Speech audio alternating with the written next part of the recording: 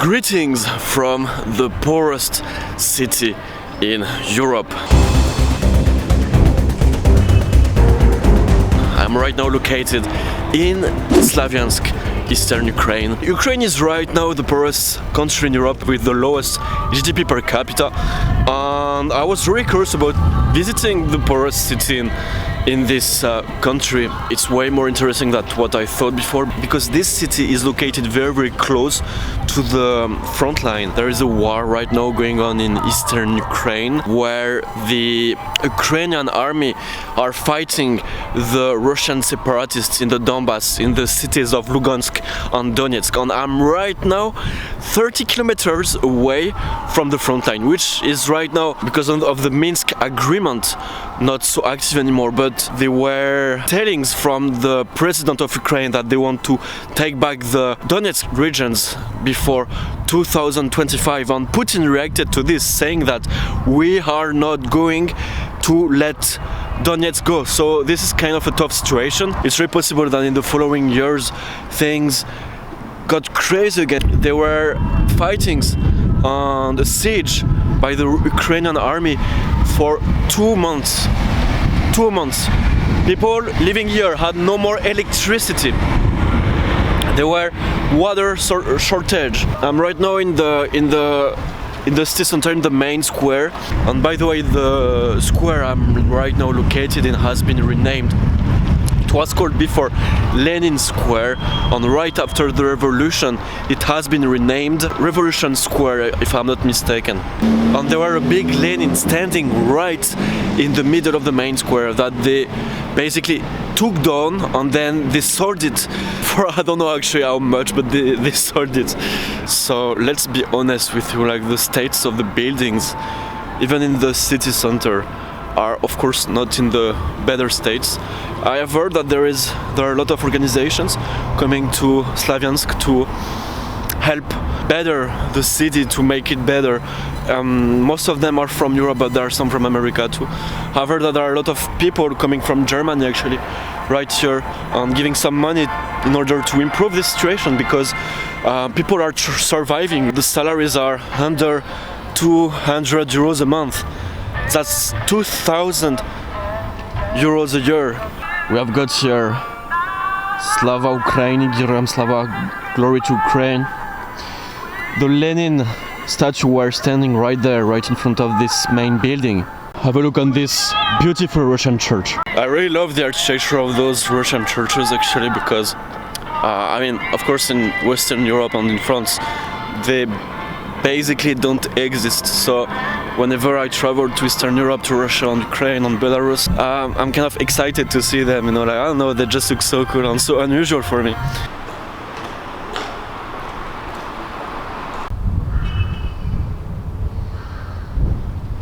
I'm actually not sure that I chose the best time of the year to show this city, because it's winter and everything is so grey, and because the buildings are, I would say, grey by nature. The fact that February right now makes it even more depressing, but let's be honest with you, that's the atmosphere I'm feeling right now. I can understand that people don't want to leave this city because either they have friends, family, a lot of memories, and for some it's really hard to leave. Other people want to improve it, and I respect it a lot, to make this city a better place to live in, because right now it looks terrible. It looks really terrible. The thing is, not in most actually, but in a lot of cities in Western Europe, poverty will be associated with crime. Right now I'm peacefully walking. Of course there are people looking at me, curious about what I'm doing, but overall I feel pretty safe. There are not any gopniks here. This abandoned building is right in the city center, for example. Извините, что это было раньше? Вы не знаете? Ну, это был частный дом давно. Ага. Потом была лаборатория какая-то. Вот сейчас это заброшенные здания. Нет, вообще. не заброшенные. Не заброшенные? Вы откуда? Я из Франции. Прекрасно. Как вас занесло сюда?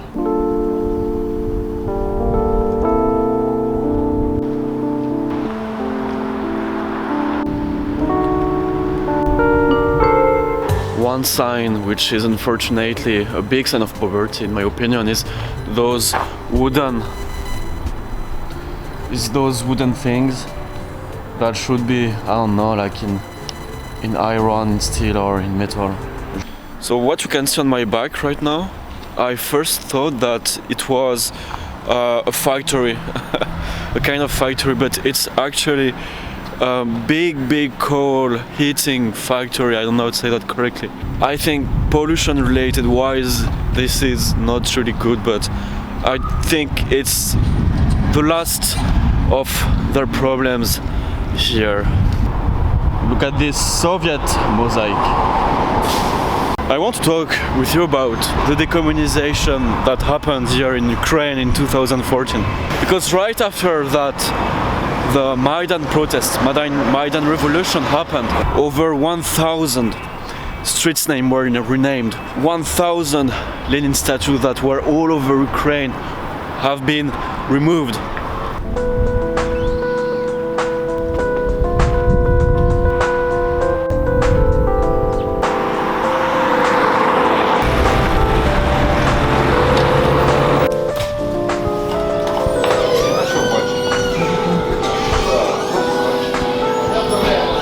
So I want to show you something which is, in my opinion, one of the most interesting things that you can see in this city. I don't even know how it's called like in English. Let me show you. Slavyansk. So you can see here all the bullets which actually were thrown into this, and they painted it. Here in the city burning because of the war. And then flowers. So if I would continue to walk on this road for about 30 kilometers, I would be right in the front line of the conflict. Okay, so I just spotted a couple of buildings in the outskirts of Slavyansk. Some of them are looking pretty abandoned, others are not. So I don't know if this is too risky, too dangerous. You will see. But those seems to have been destroyed during the war, for sure. I have no idea if I should be there or not, but there are still people living in, for sure. Like this building, there are someone working there. This one, for sure. This building, for sure, is not habitated anymore. There are people living in this one, for sure. Someone working in this house. A car.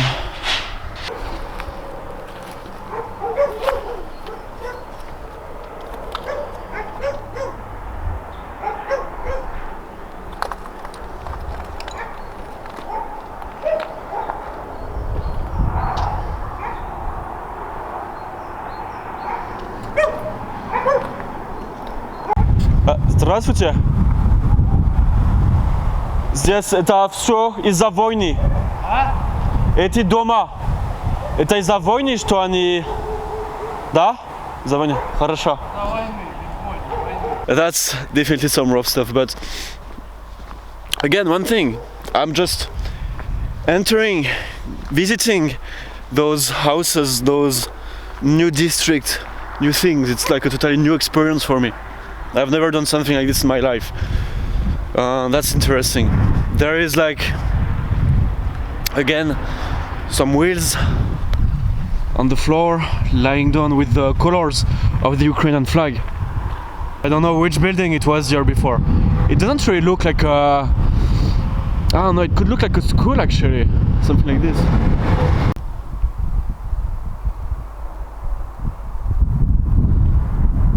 I have no idea what's happening right there. There is a fire going on. That's scary. Of course, I know that's stupid to go inside of those buildings because it could fall apart at any moment, or there could be, or something could just explode in the inside and could die at any moment. So of course, but it's kind of crazy. There were war going on right there, and people were living in those buildings. Look at those new buildings. It has been completely, this one is completely new, and there's still those destroyed building right next to it. Can you imagine for a moment your life, just as a kid, growing up in this atmosphere? That's rough. That's rough.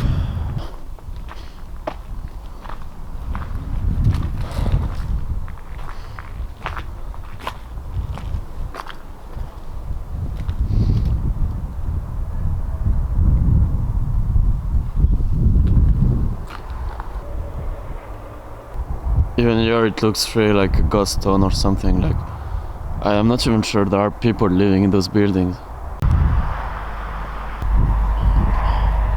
Look what I found, a bottle of vodka. Looks like someone had a great party here.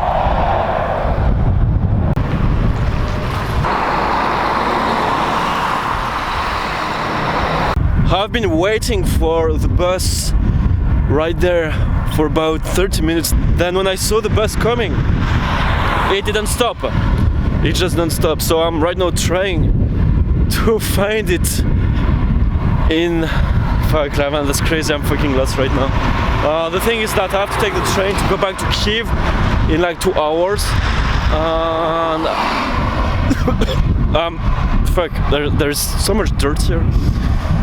Okay, there is a kind of... Okay, is this a bus stop? I think it is a bus stop. Alright, let's go. Let's check it out. I'm fucking lost.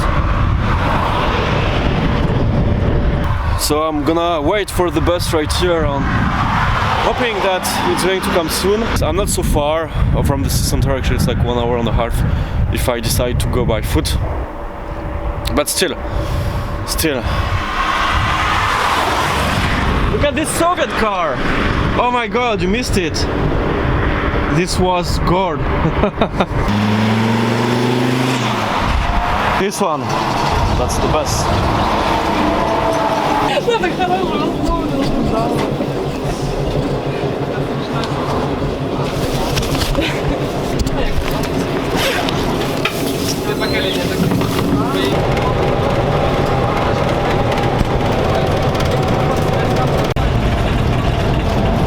Okay, so I'm back in the city center. Our goal right now is to go for a coffee. Then I want to go to the train station as fast as possible. There is tons of posters or advertisements here for to go to Donetsk, for example, here, or to go to Moscow, or to go to Krasnodar, which are part of Russia. That's interesting, actually. This is again something that I don't really understand, why they put a children playground right next to a church. But that's interesting, actually. Look at those trees. Look at those colors. This is not something you will find in any countries of Western Europe. That's for sure. Welcome to the train station of Slavyansk.